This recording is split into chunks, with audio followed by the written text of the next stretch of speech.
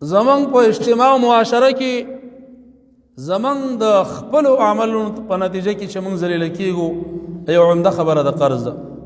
د زوی واده ده قرض به کوم قرضدار چا وزلی دا وفات شوی دی وفات دا مړی شوی قرض کا دومره خواري د سره کړې ده للهندي د سره کړې ده خیرات پسې وکا وهر به کې الله به درکې درده تاسو پوهېږئ قرض یعنی څه پښتانم د نر دپاره قرض داسې عیب ګڼي چې زغ الفاظ تاسو ته نشم ویلی چې رښتا هم چا کې پښتو خو وي که نه رسول الله صلی الله علیه وسلم د ذلت نه پناه غوښته ای الله په تا پناه غواړم چې ما ذلیله نه کې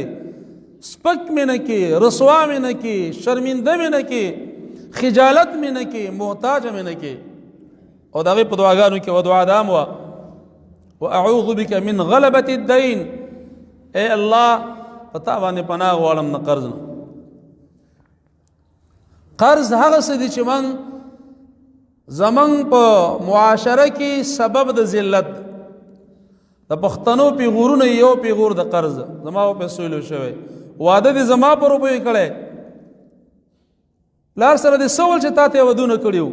یعنی کنزا ده پیغور ده عیب ده اما من قرض څومره اسانه یو چا نه غواړو او نبی کریم صلی الله علیه وسلم څلور دعاګانې به کولې د سلام نه مخکې کله به چې سلام د مانځه نه ګرځو یو په هغې کې دعا چې ولا هغه دا وه چې الله ما د قرض نه وساتي صحابي وفات شوی نبی کریم صلی الله علیه وسلم جنازې ته وړاندې شو مخې راواړه او صحابه کرامو ته ویلې ستاسو په دې ورور باندې قرض شته یو صحابي لاس اوچت که یا رسول الله زما قرضداره ده نبی کریم صلی الله علیه وسلم د دې د قرض د وجې نه بیرته صف ته واپس او صحابو ته مخ واړو صلوا علی صاحبکم تاسو ملګري باندې جنازه وکئ زه د هغې مسلمان جنازه نه کوم چې قرضداره ده بل صحابي را پاسېد یا رسول الله صلی الله علیه وسلم د دې قرض په ما شو زی ورکوم بیا نبی کریم علیه الصلاة والسلام د دغه صحابي جنازه کړې ده من د څه دپاره قرض نه کوو او قرض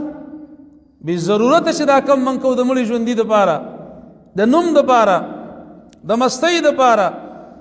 د قوم عزیز تربګنۍ دپاره د کش و پش دپاره او په اسلام کې منع ده او په دې باندې انسان ذلیله کېږي ځکه رسول الله صلی الله علیه وسلم فرمایلی حلال نه دي مسلمان دپاره چې د خپل ځان ذلیله کړي او یو د اسبابو د ذلت نه دا ده چې موږ ځانونه قرضداره کړو